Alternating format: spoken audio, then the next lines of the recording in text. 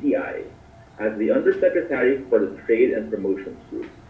He presently sits as chair of the Export Development Council and technical working group of the Halal Export Board.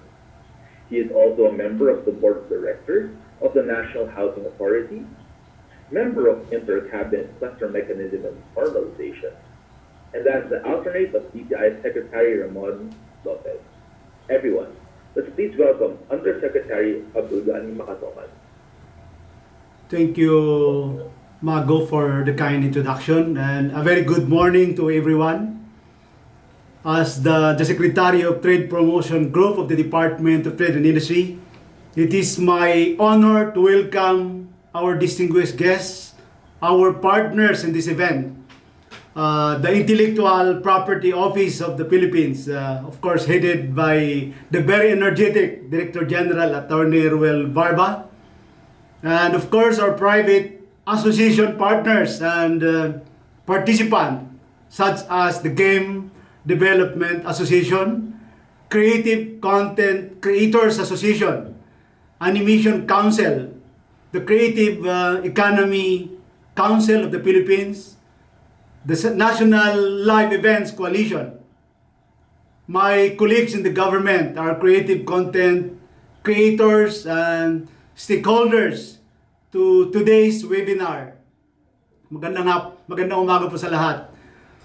The creative industry have different meanings to different stakeholders. Some would think that the industry is an ideal of creative freedom.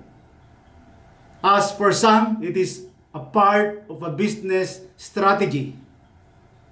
Roles and motivation vary as the activities that make up the creative industry include a range of activities from fashion design, architecture, cultural, and to production of animated content, among others.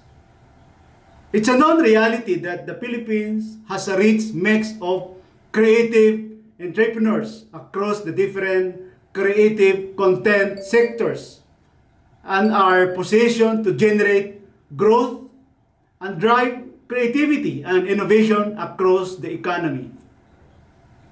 Fully aware of that, the Philippines is sitting on its sight on becoming the leading creative economy in Southeast Asia by 2030 on areas of strong advertising, film, animation, game development, and design industries.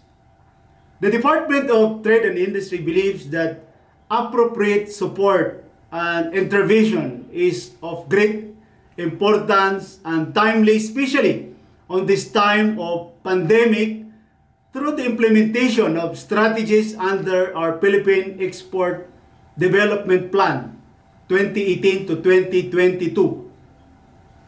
The PDP provides the relevant business environment and action points of our stakeholders to break through untapped markets and further expose the Philippines' originally created contents. With the current COVID-19 situation, we hope to maximize the use of technology like webinars to support our initiatives in promoting our products and services and expanding industry network in the international markets. In particular, we wish to focus on the IP protection and commercialization for this webinar and create an aggressive campaign on the benefit of creative content IP.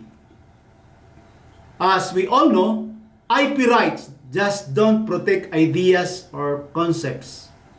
They protect genuine business assets that can be vital to creators' products or services. As to IP commercialization, it's to generate revenue from the monetization of creative IP coming out of our creators' prolific imagination and talents.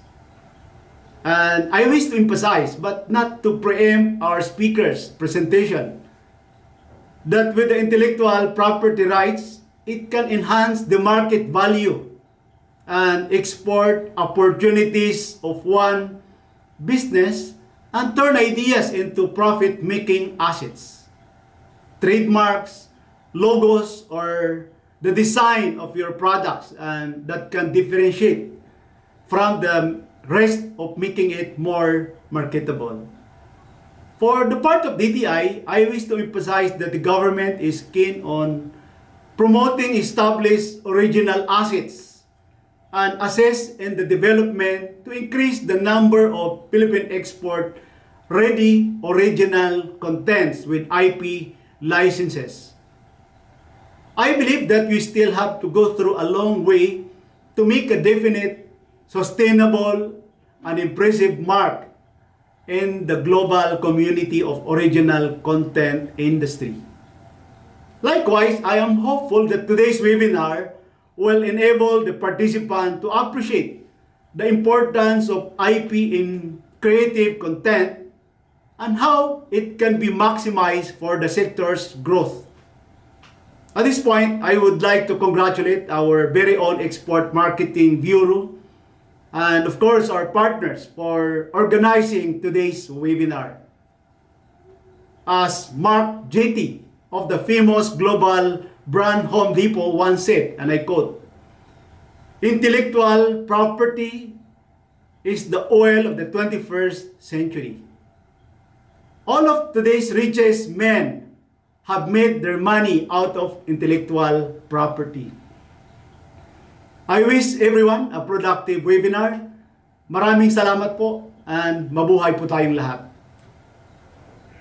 Thank you, Yusek Macatoman, for that very wonderful opening remarks. Thank you so much, sir.